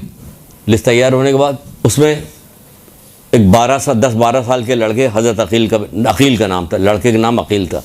किसी तरह से इसकी माँ को खबर हो गई कि ये मेरे बेटे का नाम लिखा गया है। बस उसने रोक लिया घर में, कहा नहीं बेटा बाहर नहीं जाने देंगे, बेटा तुम्हें बाहर नहीं जाने देंगे। उसको रोका। काफ़ी दिन गुजर गया, 6 महीने साल भर। काफ़ी दिन जब गुजर जाने के बाद बच्चा बहुत परेशान है, माँ कब से हम घर में हैं, हम बाहर नहीं जा रहे हैं, माँ हमें बाहर जाने, थोड़ा सा तुम बाहर की रोशनी बाहर की हवा देख लें, थोड़ा सा तो बाहर जाएं। बहुत उसने ज़िद की तो माँ ने कहा अच्छा जाओ बेटा, ज़्यादा दूर मत जाना, करीब ही रहना और जल्दी वापस आ जाना। वो बाहर निकल के गया, बच्चों के साथ खेले। बाहर निकल के आप सोचे कि बच्चे एक दिन भर आप रखिए, शाम को निकालिए तो ऐसा निकलने लगते हैं जैसे वो से दरबे में से मुर्गी के बच्चे नहीं निकाले जाते, उछलने लगते हैं। तो क्या हाल है, वो साल भर 1.5 साल पढ़ा रहा। तो सोचिए क्या हाल है, खेलने गए। इतने में खलीफा के जो वो थे सिपाही उधर से गुजर रहे थे, उसको देखा कि तो काफ़ी ये लड़का तो नया दिख रहा है। उसके पास गए, क्या तुम्हारा नाम अकील है? उनका हाँ अकील है। क्या तुम इमाम हसन की औलाद थे? उसने कहा हाँ। क्या तुम्हारी उम्र 10 साल है? उसने कहा हाँ। अहले बैत के लोग झूठ कहाँ बोलते हैं, उनके मानने वाले हैं। गर्दन झुके मान अल्लाह मान। उन्होंने कहा हाँ, बस उसको गिरफ्तार किया, लेके गए मेसन, यानी मजदूर जो काम कर रहे हैं उसको दिया कि इसको भी डाल दो उसके नींव में। दे के चले गए वो लोग, वो लेके चला काम करने वाला। बच्चा रोने लगा कि मेरी माँ के कोई भी नहीं, एक मैं हूँ, एक मेरी छोटी बहन है, बस कोई भी नहीं, मुझे छोड़ दो। कहने अगर तुम्हें छोड़ देंगे तो फिर हमारा घर मिसमार कर दिया जाएगा, हमारे बीवी बच्चों को कत्ल किया जाएगा, हम तुम्हें कैसे छोड़ सकते हैं। बहरहाल ले गया। कहने अच्छा जाओ मेरी माँ को ही इत्तला दे दो, अपना कुछ बाल या कोई चीज़ दी कि जाके ये दिखा दो, जाके इत्तला दे दो। माँ को दिया, माँ ने देखा, बहुत गिरिया किया माँ ने, बहुत रोई माँ। ये आया मजबूरन, इसको लिटाला, ऊपर से चुना इसको, लेकिन क्योंकि माँ से भी मिल के आया था, माँ का भी गिरिया देखा था, बच्चे का भी गिरिया देखा था, जिसकी वजह से इसका दिल बहुत ज़्यादा वो हो रहा। एक छोटी सी जगह सुराख छोड़ दी, पक्का प्लास्टर नहीं किया उसने। कहा कि इसमें से हवा आती रहेगी, अब जब तक कि तुम्हारी ज़िंदगी तुम जानो तुम्हारा अल्लाह जाने। ये कह के घर गया। बहुत ज़्यादा परेशान था। बीवी ने इसका चेहरा देखा कि इतना ज़्यादा परेशान है, पूछा कि क्या हो गया, क्यों इतना परेशान हो, पूरा वाक़या। बीवी ने जब पूरा वाक़या सुना तो रोने लगी, बहुत गिरिया करने लगी, रोने लगी, कहने लगी कि कल जब क़यामत बर्पा होगी तो हम लोग हज़रत ज़हरा को क्या जवाब देंगे। हमारा भी तो एक 10 साल का बेटा है कि हमने अपने बेटे को रोका हुआ, फिर उसने क्या क्या कर। एक ही तरकीब समझ में आती है कि अपने शौहर से कहा कि ले जाओ और ले जाके अपने बच्चों को लिटाल दो और उनको वहाँ से आज़ाद कर दो। इसकी भी समझ में आ गई। बच्चों को नहलाया धुलाया, अच्छा कपड़ा पहनाया। अल्लाह अकबर, करबला में तो यही हुआ था कि हज़रत औन मोहम्मद जो है सजाए जा रहे हैं, बनाए जा रहे हैं। करबला में किस काम के लिए? इसलिए कि कुर्बानी देने के लिए। नहलाया धुलाया, किताब में लिखा हुआ कि सुरमा लगाया और शौहर के हवाले किया कि शौहर ले गया, हटाया वहाँ से ईंट, इधर उधर देखने के बाद कोई देख तो नहीं रहा, और उस बच्चे को अकील को निकाला, अपने बच्चों को लटा के ऊपर से पक्का प्लास्टर कर दिया पूरा करके। तो बच्चों को ले जाके उनके माँ के यहाँ दे आया। माँ बहुत खुशी हुई, उसको दुआ की, पूरा वाक़या पता है हमने अपने बच्चे के साथ ये किया। सोचे कि बच्चे साथ किया, ठीक है। आगे घर में सो गए, जैसे सोए होंगे तो हमारा आपका दिल ही जानता होगा लोग कैसे सोएंगे। सो गए। सुबह सुबह दक्कुल बाप हुई, कहा इस वक्त कौन आ गया। दरवाज़ा खोला, देखा बेटा खड़ा हुआ। कहना अरे तुम कैसे आ गए। फिर बाबा आपके जाने के बाद एक नकाब पोश खातून आई थी, उनके साथ 2 बेटे थे उनके, एक बड़ा शहज़ादा इमाम हसन इस्लाम, एक इमाम हुसैन इस्लाम थे। 2 शहज़ादे थे। उन्होंने बड़े शहज़ादे से कहा कि बेटा ले जाओ इस बच्चे को इसके वालिदैन के यहाँ छोड़ के आओ। बस वही मुझे यहाँ तक छोड़ के गए। अब देखिए कि वहाँ मुझे यहाँ छोड़ के गए, ये बच्चा किस आज़ाद हो गया, क्या माँ बाप ने किस तरह भेज दिया था। ठीक है, ये आपने चला। एक वाक़या आपने और भी सुना होगा, नहीं बस 1 मिनट का, वो 1 मिनट से ज़्यादा का नहीं। इमाम हुसैन इस्लाम जब आखिरी वक्त आया, आपने इस्तिग़ासा बुलंद किया कि कोई है मेरा नासिर व मददगार, क्या कोई है जो पैगंबर के अहले बैत का दिफा करे। ये आवाज़ सुनी थी कि हरम से रोने की आवाज़ आने लगी, बुलंद होने लगी, बच्चे रोने लगे, औरतें रोने लगी। जब ये बच्चे औरतें रोने लगी तो यजीद की लश्कर में एक शख्स, 2 भाई थे, हर्ष बिन अंसारी, एक लड़का था, बंदा था, और उसका एक भाई था। इन लोगों ने ये बात सुनी और बच्चों की और अहले हरम के रोने की जब आवाज़ें सुनी तो सुनने के बाद इनके दिल के ऊपर इसका असर हुआ। असर होने के बाद एक दूसरे को देख के कहने लगे कि कल क़यामत के दिन हम लोग इस चीज़ के मुंतज़िर हैं कि अल्लाह के रसूल हमारी शफाअत करें, तो अगर हम इस वक्त आगे नहीं निकले तो फिर हमारा क्या होगा। ये कह के दोनों भाई निकले और अब यजीदी की जगह हुसैनी बन गए। इमाम हुसैन इस्लाम की तरफ आए और इनकी तरफ से जंग की और जंग करने के बाद शहीद हो गए। अब यहाँ से सवाल उठता है, 2 सवाल। एक सवाल क्या सवाल उठता है? अपने से और हमारे लिए सवाल उठता है। ये सवाल उठता है, ईसाई माँ ख्वाब में देख रही है कि हज़रत मरियम आ रही हैं, क्या करें, क्या फ़िक्र हो रही है, हज़रत ज़हरा आ रही है, क्या फ़िक्र, कल क़यामत के दिन क्या जवाब देंगे। सामना होगा तो कल क्या। हमने भी कभी सोचा है कि कल जब क़यामत बर्पा होगी तो हम, आप ये ना समझिए, हदीस में है, जामुल अखबार की किताब, जामुल अखबार है, अल्लाह के रसूल की हदीस है कि क़यामत के दिन क्या होगा, लोग अपने ही पसीने में अपनी कान के लौ तक डूबे हुए होंगे, 70 ऊँट उसको पिएंगे और वो पानी कम ना होगा। हैरत ना कीजिए, यहाँ तो अगर हम कान की लौ तक अभी डूब जाए तो पानी एक जगह रुकेगा नहीं, बह जाएगा। फिर बह जाएगा ना। लेकिन वहाँ क़यामत के दिन अल्लाह जो चाहता वही होता है। एक आदमी बुखार में मुब्तला रहता, उसकी माँ उधर ही बैठी रहती, उस पर बुखार नहीं चढ़ रहा होता, बस वही बुखार में, तो वही हाल क़यामत के दिन में होगा। ये समझ लीजिए क़यामत के दिन होगा कि रसूलुल्लाह फरमा रहे हैं कि 70 ऊँट उसको पिएंगे, वो ख़त्म नहीं होगा। तो ये होगा कैसे, ये होगा क्यों, किस वजह से होगा क़यामत के दिन? क़यामत के दिन खौफ होगा, वहशत होगी, हसरत होगी, नदामत होगी। तो हम जब क़यामत के दिन पहुँचेंगे तो किसी के बारे में सोचा है आपने? वो किसको सोच रहे हैं? वो हज़रत मरियम के बारे में सोच रहे हैं कि उनको क्या जवाब देंगे। वो हज़रत ज़हरा के बारे में सोच रहे हैं कि क्या जवाब देंगे। वो कह रहे हैं कि तुम अपना बेटा तुमने रखा हुआ है, वो उनका बेटा जो है वहाँ पे डाल दिया, कल क़यामत बर्पा होगी तो हज़रत ज़हरा को क्या जवाब देंगे? वो कह रहे हैं कि हम रसूलुल्लाह को क्या जवाब देंगे?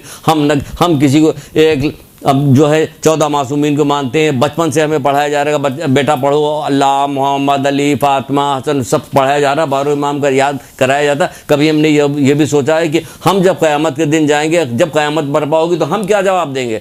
हम क्या? और आप इतने बड़े मनसब के लिए जा रही हैं, इतने बड़े मनसब के लिए, तो आपसे भी तो पूछा जाएगा आप क्या जवाब दीजिएगा? तुमने हक़ अदा किया था कि नहीं किया था? हमसे तो सिर्फ यही पूछ लिया जाएगा तुमने मोहब्बत अहले बैत का हक़ अदा किया, तुम्हारे दिल में जो हम अहले बैत की मोहब्बत डाली गई थी, तुमने उसका हक़ अदा किया था कि नहीं अदा किया था? तो हम क्या जवाब देंगे? कभी सोचने को हर चीज़ सोचते हैं दूसरों के, इनके बारे में, उनके बारे में, इनकी ग़ीबत, उनकी चुगली, उनकी सारी चीज़ें टोह लगा लगा के हम पता कर रहे थे। अपने बारे में नहीं सोचते कि किसी वक्त भी आंख बंद होगी तो क्या होगा। हमने ये सोच लिया, ये बताया गया, ये स्लोगन फैलाया गया मुसलमानों के दुश्मनों के तरफ, तुमने ला इलाहा इल्लल्लाह कह दिया जन्नत पे चले जाओ, तुम अली वलील्लाह कह दिया तुम लोग सीधे जन्नत। भाई इतना बड़ा बरज़ख का पीरियड, ये कहाँ जाएगा?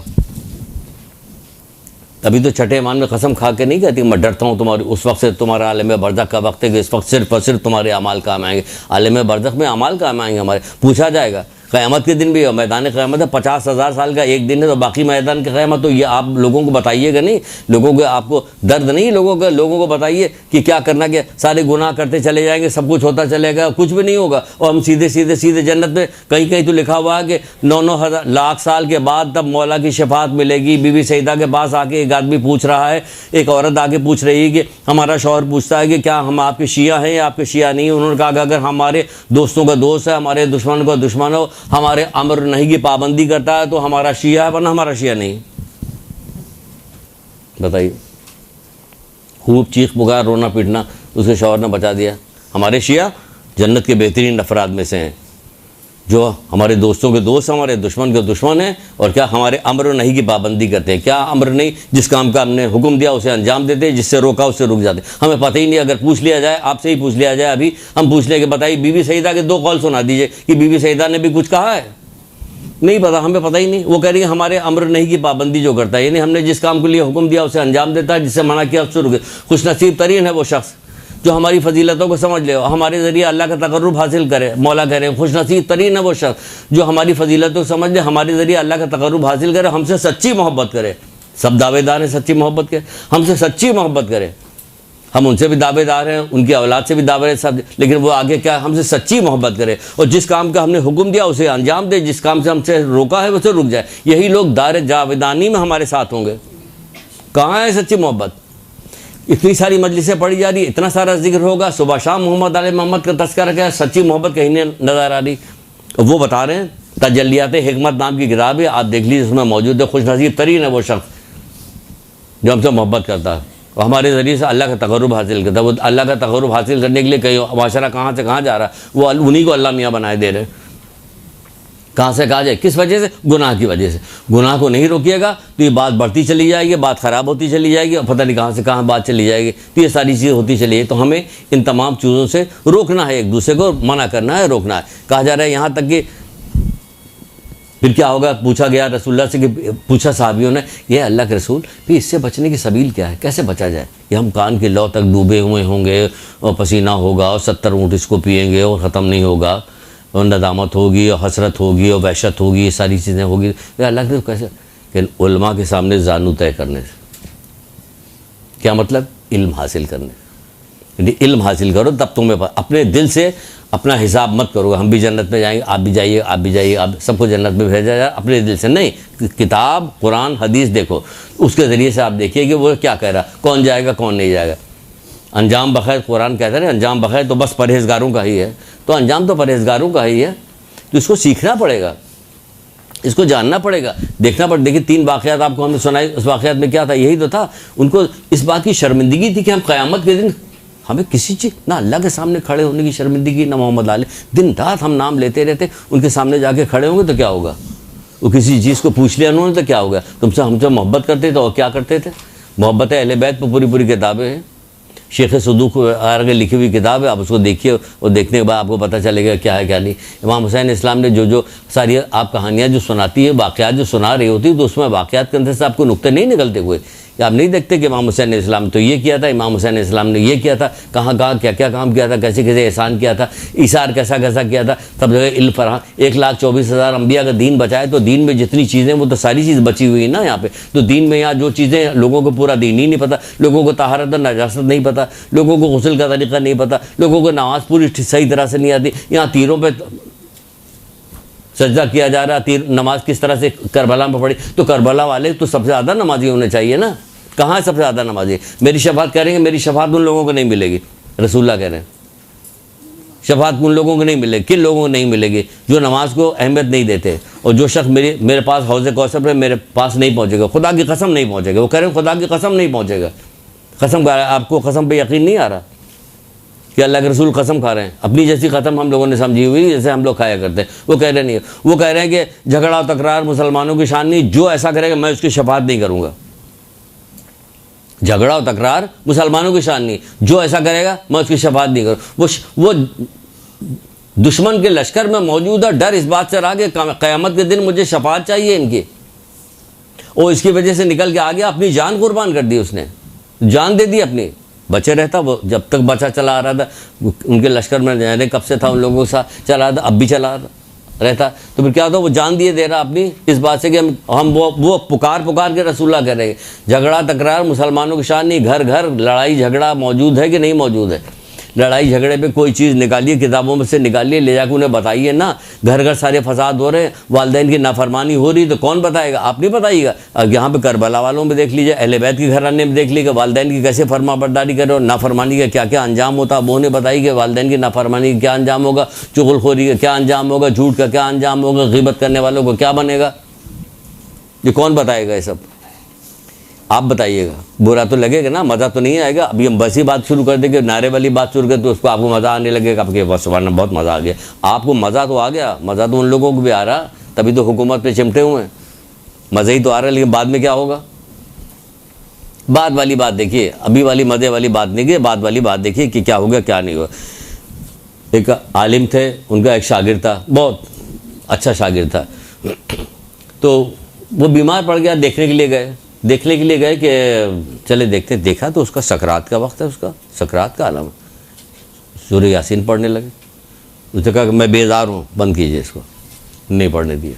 किस किताब में है, एक किताब है, न जाने कितनी आप उससे वो बना सकते हैं, अपनी मजलिस से तैयार कर, मनाजिल आखिरत, मरने के बाद क्या होगा, मरने के बाद क्या होगा, देखिए उसके अंदर एक पेज के ऊपर, आधे पेज के ऊपर बाकायदा दर्ज है, इबरत होती है उसको देखने बाद। जब मरने के बाद क्या होगा, लाइए हम देखते हैं क्या होगा, क्योंकि मरना तो हमें भी है, तो बाद में जो होगा तो वो हमें क्या होगा अभी देख लें, ताकि उसके एहतियात कर लें। कहा हम बेजार बंद कीजिए, क्योंकि कलमा पढ़वाने की कोशिश की, कलमा भी नहीं पढ़ा, यहाँ तक कि उसका इंतकाल हो गया। बहुत परेशान हो गया कि मेरा तो बहुत ही अच्छा शागिर्द था, ये क्या हुआ इसके साथ, मेरा बहुत अच्छा शागिर्द था, ये इसके साथ क्या हुआ, कि आखिर में कलमा भी नहीं पढ़ा, सूरह यासीन पढ़ी जा रही, वो भी नहीं हो रहा। बहुत परेशान हुए। ख्वाब में देखा उससे जो है जहन्नुम के फरिश्ते उसे खींच के ले जा रहे हैं। तो उससे पूछा कि भाई ये तेरा क्या हाल हुआ, तू तो बड़ा अच्छा शागिर्द था हमारा, तुरे क्या हुआ। कहने लगे इसकी 3 वजह है। एक वजह कि मैं हसद करता था। हसद के बारे में क्या गया, हसद ईमान को इस तरह खा जाती है जिस तरह आग लकड़ी को खा जाती है। हसद खा जाती, दूसरों की चीज़ों को देखिए, इसकी बेटी की शादी तो इतनी अच्छी जगह कैसे हो गई, अरे ये ऐसा क्यों हो गया, उसके लड़के की नौकरी वहाँ क्यों लग गई, इनके पास ये नई गाड़ी कहाँ से आई हुई है, पाला दिल में तमन्ना करेगा ज़ाया हो जाए, खो जाए, चोरी हो जाए, देखिए लड़की की शादी यहाँ ना होने पाए। लोग ख़ानदानों में देखिए कि आप लोग देखिए कि ख़ानदानों में क्या करें, लोगों की लड़के और लड़कियों की शादी जो होती छिपा के रिश्ते कर रहे होते कि कहीं किसी को पता ना चल जाए, मौनी को पता ना चल जाए। मौनी क्या मोमिना नहीं रह गई, क्या हो गया मौनी को, कहन हासिद हैं, दुश्मन है एक दूसरे के, और क्या हो गया मौनी को, वो हासिद हैं, वो छुड़वा देंगी जाके, अभी हो रहा कि नहीं हो रहा, अपनी तरफ से तो नहीं कर रहे, यही सब हो रहा है ना। तो ये क्या हो रहा, क्या कहने लगा, हसद की वजह से, हसद थी, कहीं दूसरी चुगलखोरी थी, और तीसरी कहने लगे एक बीमारी थी जिसकी वजह से डॉक्टर ने मुझे शराब पीने को कहा था, तो मैं वो पी लिया करता था, कभी कभी एक वो पी लिया करता था। इसी की वजह से क्या हुआ, खात्मा उसका ख़राब हो गया। तो खात्मा ख़राब हो गया, किसने लिखा, शेख अब्बास क़ुमी, मफाती जिनकी किताब है ना आपके पास, मफाती, उनकी किताब है, मनाजिल आखिरत, छोटी सी किताब है, ख़रीदिए, उसमें से निकालिए, बनाइए, बहुत सारी चीज़ें बनाई, तो क्या होगा, उसका वही ख़राब हो गया। तो इन तमाम चीज़ों को बचने के लिए कि हम जाएंगे कब्र में क्या चीज़ काम आएगी, क्या चीज़ काम नहीं आएगी, आखिरत में क्या चीज़ काम आएगी, तमाम आएगा। वो बड़े बड़े अल्लाह या अब्बास करके मौला अब्बास जब देखेंगे तो क्या को, उन्होंने क्या काम किया मौला अब्बास ने। कल एक साहब के पास बैठे हुए थे, बड़ी अच्छी बात कर रहे थे, कहने लगे मौला अब्बास पूरी, जब से मौला अब्बास पैदा हुए थे तब से उन्हें पता था कि मैं शुजा हूँ, मैं करबला के मैदान में जौहर दिखाऊंगा, अपनी शुजात के जौहर दिखाऊंगा। कब से वो जो तेवर बदल रहे थे, पूरी ज़िंदगी उनकी। लेकिन हुआ क्या, कहने लगे मौला का जिस वक्त एक रात की मोहलत के लिए उन्हें कहा गया कि जाके लेके आओ, कि जैसा सब्र इस वक्त किया हज़रत अब्बास अलैहिस्सलाम ने, अल्लाह अकबर, जो पूरी ज़िंदगी ये सोचता रहेगा कि मैं इन दुश्मनों से जाके जंग करना, उन दुश्मन से जाके एक रात की मोहलत ली जा रही। सोचे कि मौला अब्बास ने कितना कैसी फरमा बरदारी, मुती फरमा बरदारी, कैसे वफ़ादार है। उनका नाम तो लेते हैं, वफ़ादारी नाम को नहीं हमारे यहाँ। कौन सी वफादारी, कौन सा मौला अब्बास का नाम ले, वफादारी हमारे अंदर तो वफादारी नहीं पाई जाती, न मुती फरमा बरदारी पाई जाती, दोनों में से कोई चीज़ नहीं पाई, ना फरमादार है ना मुती। तो मौला का नाम ले रहे हैं, किस बात पे मौला का नाम ले रहे हैं भाई, कुछ तो नहीं हुआ। देखिए एक रात की मोहलत ली थी, किस लिए एक रात की, कितने दुश्मन के लश्कर थे जो आके खेमों के दरमियान झांक रहे थे, इनकी रुकू सुजूद तिलावत कुरान देख के वो उधर से इधर आ गए कि अब हम वापस नहीं जाएंगे।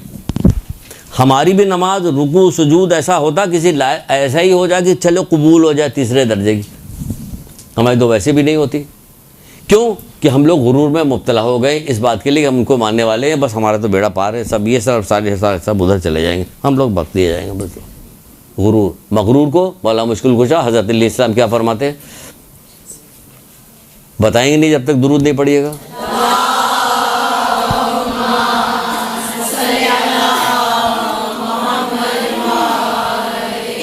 देखिए हम लोग इसमें चले गए हैं, खुद पसंदी में मुब्तला हो गए हैं, मगरूर हो गए हम लोग, गुरूर हो गया। मौला मुश्किल कुशा क्या कहें, मगरूर बहुत छोटा सा कौल, इतना कौल है कि लिखने की ज़रूरत है, शख्स फ़ौरन याद हो जाए। मगरूर को अकल नहीं, गुरूर क्या काम करती है, अकल को ख़त्म कर देती है, अकल गायब हो गई, इधर गुरूर आया इधर, मगरूर को अकल नहीं। मगरूर की क्या निशानी, बदतरीन, इन्हें गुरूर की बदतरीन क्या, वो लोगों को हकीर समझता है, तकब्बुर गुरूर, लोगों को हकीर समझ, हक बात को का इनकार कर देता, हक बात का इनकार कर, यानी हक बात, हम कुरान सुना रहे हैं, हदीस सुना रहे हैं, सब कुछ बताया जा रहा है, सब क्या है, वो इनका इनकार कर रहा है, नहीं मानने को तैयार हो रहा है, इधर से ये मगरूर की निशानी है, ये मगरूर है, ये हक बात का इनकार कर रहा है, लोगों को हकीर जान रहा है। तो मौला कहते हैं कि मगरूर को अकल नहीं। तो हमें इन तमाम चीज़ों से, तमाम बुराइयों से अपने आप को बचाना पड़ेगा, ज़बान से, ज़बान की सारी, बहरहाल एक इशारा दिया है कि तमाम चीज़ें, अब ऐसे तो अभी उलमा आएंगे, आने के बाद बहुत सारी अच्छी अच्छी चीज़ें बताएं, इन्हें आप होमवर्क दीजिए लोगों को, ये नहीं कि मस्जिद सुना सुन के चली गई, नहीं, उनको ऐसे होमवर्क से मतलब ये ऐसी चीज़ें बताइए जो उनके दिल में बैठ जाए कि हाँ वाकई ये झूठ बोलने के इतना गुनाह है, मैं नहीं करूँगी, मैं नहीं करूँगी। कोई छोड़ो तो, छोड़ के तो देखो, ग़िबत का इतना गुनाह है, हसद का इतना गुनाह है, चुगलखोरी का इतना गुनाह है कि वो कह रहे हैं कि अगर मुझे तुम्हारे दिल के फटने का खौफ ना होता तो अभी जो बात मैं सुन रहा था तुम्हें सुनवा, अल्लाह ताला से दुआ करता कि तुम्हें सुनाई दे। तो ये सारी चीज़ें दहशत वहशत नहीं पैदा होती, बेशुमार गुनाहों का तो जिक्र नहीं, तो वरना गुनाहों का तस्करा करने लगे तो गुनाहों का तस्करा होने लगे। तो ये तमाम चीज़ों को आपको जिक्र करना है, अपना फ्रेम बनाना है, मजलिस का फ्रेम बनाने के बाद उसको तब जाके मजलिस कही जाती है कि ये कारामद मजलिस हुई है, वरना फिर आप समझ लीजिए कि भाई आप तो यही होता रहेगा मामला, पढ़ती रहिएगा, बात ख़त्म हो जाए, चले जाएंगे, लाखों लोग इस दुनिया से चले गए, हम अब भी चले जाएंगे। लेकिन कुछ करके जाइए कि जिससे कोई फ़ायदा हो, क्योंकि बहुत सारी तो बाकायदा बता चुके बिहारुल अनवार की रवायत मौला मुश्किल कुशा की और सारी सब मौजूद, और लफ्ज़ शिया कह के शुरू किया। ऐसा नहीं कि आप कहिए कि ज़बरदस्ती मुंतबिक किया जाए, ज़बरदस्ती शियों में से जब कोई बंदा ऐसा गुनाह करता है जिससे हमने उसे रोका है, किसे रोका है, कहने में पता ही नहीं किससे रोका, क्यों पढ़ती, क्या नहीं पढ़ती, पढ़ती नहीं, क्यों नहीं पढ़ती, मैं इल्म का शायर हूँ, अली उसके दरवाज़ा, अली वाले ही नहीं पढ़ रहे हैं, बचपन से नहीं पढ़ रहे हैं, और कितनी चीज़ें याद हैं आपको? बहुत सारी चीज़ें याद है सबका।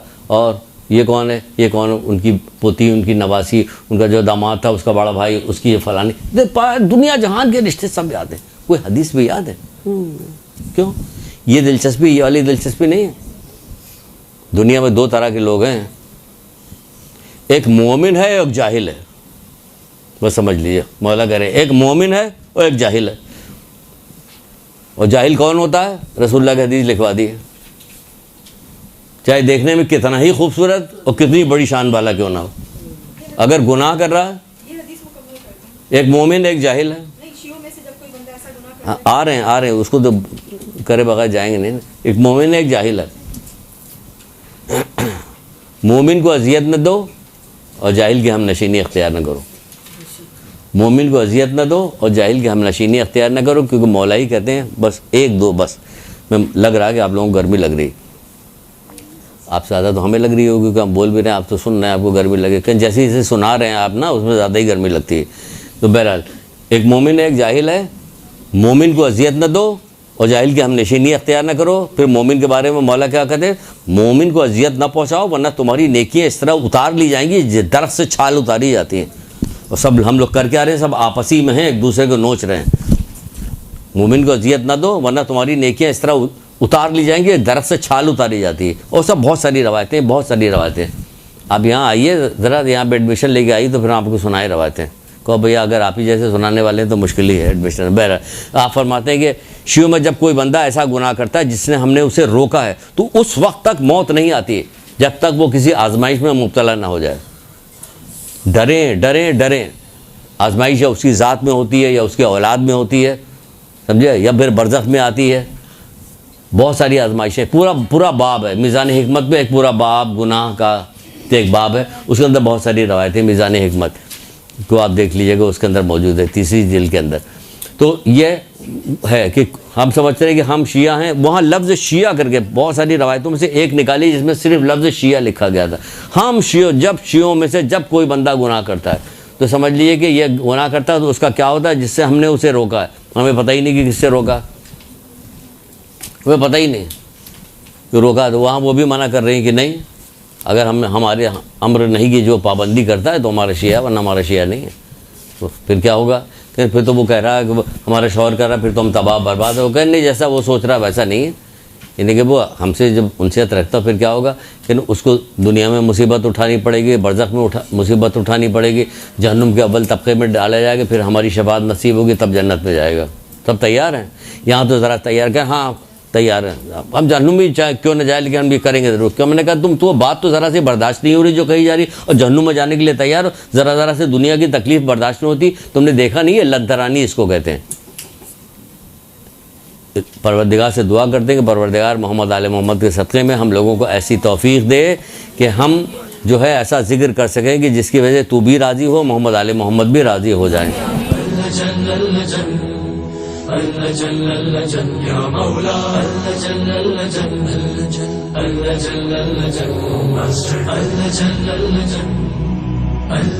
या साहिब समा